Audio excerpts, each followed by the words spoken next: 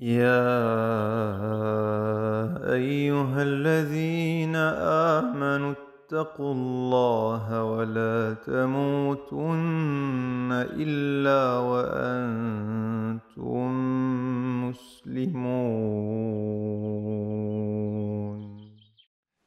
Assalamu alaikum, alhamdulillah, nous continuons notre cheminement vers les gens de la taqwa, vers les qualités que ces gens ont réussi à avoir en ayant cette pleine conscience d'Allah subhanahu wa ta'ala dans leur cœur.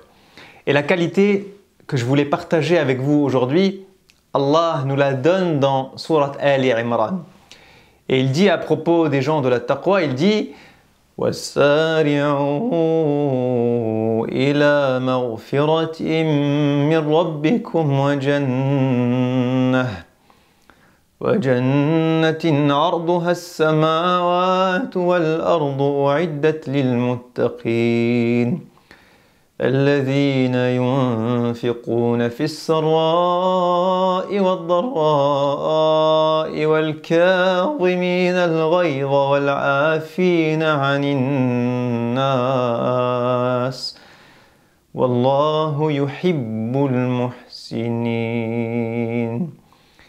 Allah subhanahu wa ta'ala dans ces versets nous décrit des gens de la taqwa, les muttaqin, encore une fois, en nous disant que le paradis leur a été préparé, subhanallah, et il nous dit ceux qui dépensent et qui donnent, que ce soit dans la facilité ou dans la difficulté. Puis il dit et ceux qui sont capables de contenir leur colère, leurs émotions négatives, leur rage, et qui en plus pardonne aux gens. Et c'est sur cette qualité des gens de la taqwa que je voulais m'arrêter aujourd'hui, incha'Allah ta'ala. Cette qualité, elle est super importante.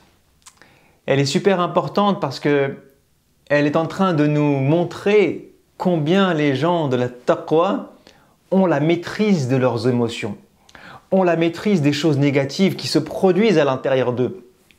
Et on sait que on a tous des émotions positives et négatives, que Allah subhanahu wa ta'ala nous a créés avec du bien et du mal à l'intérieur d'entre nous, de chacun d'entre nous. Mais Allah subhanahu wa ta'ala nous appelle à la tazkiyah. La tazkiyah qui est la purification de notre cœur, qui est le fait de contenir les mauvaises choses, de ne pas faire que on laisse aller nos mauvaises émotions, qu'on laisse aller nos envies, qu'on laisse aller nos passions et qu'on se laisse aller à tout ça. Allah subhanahu wa ta'ala nous invite à nous contenir.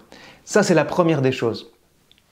La deuxième des choses qu'il est important de comprendre avant d'aller plus loin, c'est que Allah ici ne nous a pas dit de ne pas avoir de mauvaises émotions. Ça veut dire quoi? Ça veut dire que Allah subhanahu wa ta'ala, qui est notre créateur, sait que nous allons tous passer par des périodes de notre vie, des moments dans notre journée où ce qui se passe à l'intérieur est mauvais, où ça nous appelle à faire des erreurs. Sauf que Allah subhanahu wa ta'ala sait que le cœur est cet endroit où toutes les bonnes et les mauvaises émotions se mélangent parfois.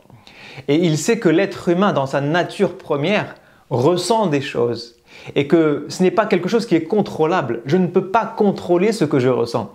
Lorsque je ressens de la colère, je ne peux pas le contrôler. Lorsque je ressens de la tristesse, je ne sais pas le contrôler. Lorsque je ressens de la dépression, je ne sais pas le contrôler. Si je ressens de la jalousie, je ne sais pas le contrôler. Ressentir des émotions, c'est quelque chose de totalement naturel en islam. Et ça va avec notre création. Allah nous a créés comme ça. On n'y peut rien. En revanche, qu'est-ce que je peux faire? Ne pas laisser ces émotions transparaître, sortir de mon cœur et se transformer en mauvais actes. Parce que je peux être en colère à l'intérieur de moi-même, mais dire des paroles blessantes, ça je peux l'éviter. Ma colère, je ne peux pas la contrôler parce que je ressens une émotion et c'est une émotion. En revanche, j'ai le pouvoir sur mes membres, j'ai le pouvoir sur ma langue, j'ai le pouvoir sur mes mains, sur mes bras. sur mes jambes, sur mon cerveau qui réfléchit. Toutes les choses sur lesquelles j'ai un pouvoir, eh bien là, Allah me juge sur ce que je vais en faire. Et là est la subtilité et la différence. Allah ne me juge pas sur l'émotion que je ressens, Allah va me juger sur les actes qui vont découler de cette émotion-là. Et donc c'est pour ça que Allah subhanahu wa ta'ala, lorsqu'il parle des gens de la taqwa, il dit « Wal kadhimin al-ghayz » Ce sont des gens qui, oui, ressentent parfois de la colère, ressentent parfois de la tristesse, ressentent parfois des émotions positives ou négatives, mais lorsque ces émotions sont transformées en quelque chose de mal, eh bien, ils vont réussir à les contenir dans leur cœur, les contenir dans leur poitrine. Autrement dit, même si j'en veux à une personne, même si j'ai de la colère à l'intérieur de moi-même, même si quelqu'un m'a fait du mal, alors cette colère, cette rage, cette émotion, cette tristesse, cette blessure qui est à l'intérieur de moi, jamais elle ne se transformera en un mauvais acte, en un péché, en une insulte, en le fait de casser quelque chose, en le fait de frapper, en le fait de dire des paroles qui vont être 100 fois plus blessantes parfois que ce que j'ai vécu ou tout ce que j'ai entendu. Subhanallah, je vais me retenir. Je vais me retenir. Et comment est-ce que les gens de la taqwa font pour se retenir? Eh bien, ils alimentent leur cœur avec ce qui apaise. Vous avez le feu et vous avez l'eau. L'eau éteint le feu. Qu'est-ce qui éteint le feu du cœur? Al-dhikr éteint le feu. Le Coran éteint le feu. La prière éteint le feu.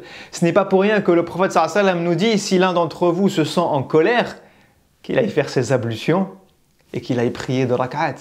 Ce n'est pas pour rien qu'il nous demande de nous poser, de nous asseoir, de faire un peu de dhikr, un peu d'istighfar, parce que lorsque les émotions prennent le dessus, on devient aveugle. On ne voit plus de manière lucide, on ne voit plus de manière sage. On est capable de dire des choses qui sont fausses, des choses qui sont blessantes. On est capable de transformer la réalité. On est capable d'extrapoler ce qui vient de se passer. Et quand on fait tout ça, eh bien, on est totalement injuste. Parce que parfois, il s'est passé quelque chose de tout petit et de fil en aiguille, ça devient une catastrophe naturelle. Alors qu'initialement, c'est parti d'un mot. Des fois, ça part même d'une maladresse. C'est-à-dire que parfois, un conflit est basé sur quelque chose qui n'a pas été voulu. Ou quelqu'un pire, qui a parfois voulu faire une bonne action, qui avait une intention 100% bonne, mais qui a oublié de demander, ou oublié de penser à ça, ou oublié qu'en vérité, telle personne n'aimait pas telle chose, mais qui a fait quelque chose de très noble, qui essaye de faire plaisir, par exemple, qui essaye d'aider, par exemple, mais qui par maladresse va commettre une erreur. Et pareil, ça peut partir d'une très bonne action et se terminer en un conflit interminable, en des paroles très dures, en des paroles très injustes. Et donc les gens de la taqwa ont conscience de ça. Ils ont conscience du fait que nos cœurs peuvent ressentir des bonnes et des mauvaises émotions et que si je laisse les mauvaises émotions prendre le dessus, je deviens aveugle. Je perds ma lucidité, je perds ma raison. C'est d'ailleurs pour ça que Allah, dans Surat Al-Furqan, dit, en parlant de ces gens-là qui ont des émotions fortes, il dit وَالَّذِينَ إِذَا خَاطَبَهُمُ الْجَاهِلُونَ قَالُوا سَلَامًا. Allah nous parle de al-jahilun, les ignorants, comme on traduit habituellement. Sauf que les savants nous disent que l'ignorance dont on parle ici, ce n'est pas le fait de ne pas avoir lu des livres, ou de ne pas savoir lire, écrire, ou de ne pas avoir de la connaissance. Non, l'ignorance dont Allah parle ici, c'est le fait d'agir sans raison. D'agir en ayant effacé mon cerveau et mon cœur et ma lucidité et ma sagesse. C'est-à-dire agir avec émotion. Parce que lorsqu'on agit avec émotion, eh bien la raison on la met de côté et du coup on fait n'importe quoi. Donc la première des choses que je m'invite à faire et que j'invite chacun d'entre nous à faire, c'est d'essayer de prendre le contrôle sur nos émotions, pas pour les éliminer, parce que nous ressentons des choses et nous sommes des êtres humains et c'est normal de ressentir des bonnes et des mauvaises émotions, surtout quand il y a un conflit ou un problème ou une adversité, d'accord? mais prendre le contrôle pour que mes membres, mon corps, mon cerveau, ma langue, mes mains, mes bras, mes jambes ne transforment pas cette émotion négative en un péché, en une injustice, en un acte qui sera réprimé par Allah subhanahu wa ta'ala et qui sera hors de ce que le prophète sallallahu alayhi wa sallam nous a enseigné comme une réaction à un problème ou un conflit. Ça, c'est la première des choses. Et c'est le minimum à faire. Le minimum, de ne pas transgresser, de ne pas dépasser les limites lorsque je ressens quelque chose de mauvais. Mais Allah va à une deuxième étape. Allah nous dit « Wal'afina 'anil nas » Subhanallah. Allah nous dit que les gens de la taqwa sont des gens qui pardonnent. Subhanallah. On leur a fait du mal, on leur a mal parlé, on les a insultés, on les a frappés peut-être, on a commis des graves injustices envers eux, on leur a volé leurs biens, on les a expulsés de chez eux, comme ont vécu les premiers croyants, les premiers musulmans, le prophète sallallahu alayhi wa sallam. Mais malgré tout cela, ils sont capables de pardonner. Ils sont capables de tourner la page. Et là, on se dit, mais comment les gens de la taqwa ont cette capacité? Eh bien, ils ont cette capacité parce que, encore une fois, leur cœur est rempli de la pleine conscience de Dieu. Leur cœur est rempli du fait que si je pardonne, en vérité, je gagne le pardon d'Allah subhanahu wa ta'ala. Leur cœur est rempli du fait que on a tous le droit à l'erreur. Leur cœur est rempli du fait que les personnes changent et que peut-être que pardonner aujourd'hui à quelqu'un non seulement va moi m'élever spirituellement parce que celui qui est capable de pardonner et de tourner la page, ça veut dire qu'il a fait un effort spirituel énorme sur lui-même. Donc déjà, je suis gagnant parce que j'ai fait un effort spirituel, j'ai contenu ma colère, j'ai contenu cette injustice, cette blessure que j'ai vécue. Premièrement, je n'ai pas réagi au mal par le mal, voire au mal par plus de mal. Et deuxièmement, j'ai été tellement capable de contenir ça que j'ai réussi à tourner la page et à redonner une chance à cette personne. Subhanallah. Vous connaissez l'exemple de Abu Bakr as-Siddiq, dont la fille Aïcha, radiallahu anha, la femme du prophète sallallahu alayhi wa sallam, a été accusée d'adultère. Elle a été accusée d'adultère par des hypocrites au début. Mais les compagnons, les croyants ont transféré cette rumeur, cette calomnie, cette diffamation, cette médisance à Médine. Et parmi les gens qui ont parlé dans le dos de Aïcha, de son père et du messager sallallahu alayhi wa sallam, parmi les gens qui, avec leur langue, ont touché à l'honneur de ces personnes qui font partie des meilleurs êtres humains que l'humanité ait connus, eh bien, il y avait l'un de ses serviteurs, l'un de ses employés. Et Abu Bakr as-Siddiq a réussi à contenir sa colère. Il a fait « wal kadhimin al-ghayz ». Il n'a pas répondu au mal par le mal. Il n'a pas insulté cet homme. Il n'a pas frappé cet homme. Il n'a pas fait du mal à cet homme. En revanche, il n'était plus capable de supporter la compagnie de cet homme. De le voir tous les jours comme étant l'un de mes employés, quelqu'un avec qui je travaille ou qui vient chez moi à la maison, alors que il dit des atrocités sur ma fille. Subhanallah, qui d'entre nous pourrait supporter ça?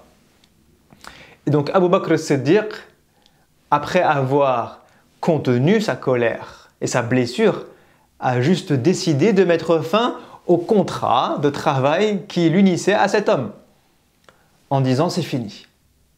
Tu fais ta vie, je fais ma vie, on ne se voit plus, on ne travaille plus ensemble, je ne vais pas te payer ton salaire et te nourrir et te blanchir et te donner un logement alors que tu fais de la calomnie sur ma fille. C'est logique. Sauf que Allah subhanahu wa ta'ala ne suit pas cette logique.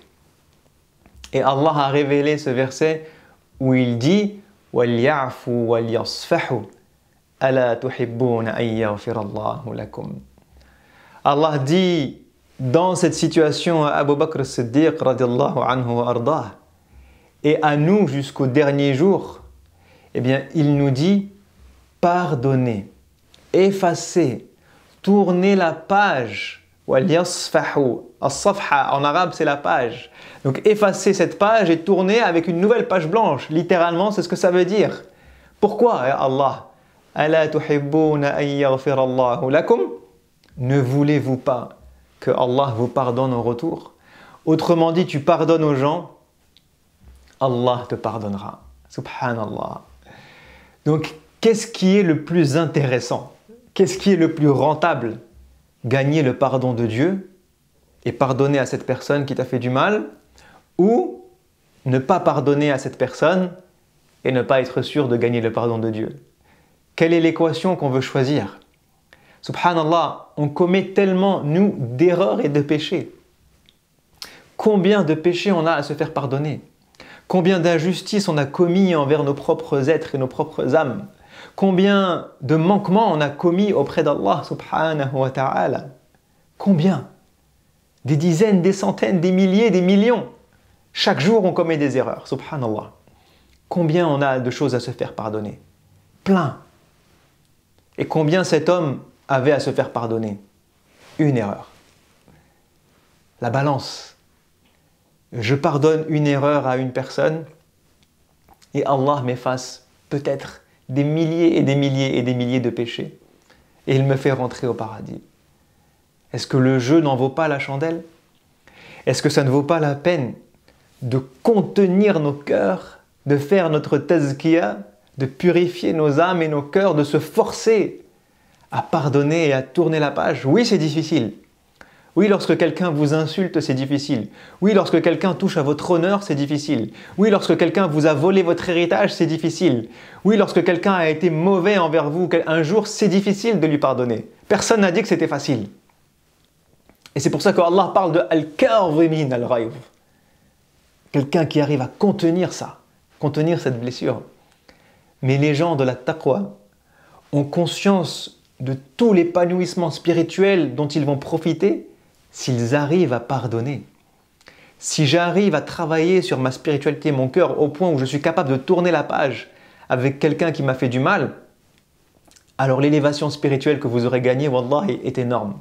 Et la récompense divine est énorme. Et le pardon divin est énorme. Alors ça vaut la peine de tenter. Et vous savez quoi? Je le disais tout à l'heure, les gens de la taqwa ont conscience que les gens changent. Peut-être que cet acte de pardon et de bonté et d'indulgence que vous allez avoir va transformer la personne en face de vous. Combien de personnes se sont transformées grâce à la bonté du prophète sallallahu alayhi wa sallam? Combien de personnes ont fait du mal au prophète sallallahu alayhi wa sallam et sont devenus ensuite les meilleurs des croyants? Omar ibn al-Khattab était parti pour tuer le prophète sallallahu alayhi wa sallam. Il voulait tuer le messager de Dieu sallallahu alayhi wa sallam. Et il est devenu Omar. Il est devenu cet homme que nous connaissons tous, qui a un niveau de foi immense, un statut dans la communauté et auprès du prophète sallallahu alayhi wa sallam et auprès de Dieu immense. C'est Omar ibn al-Khattab. Mais il a démarré comment?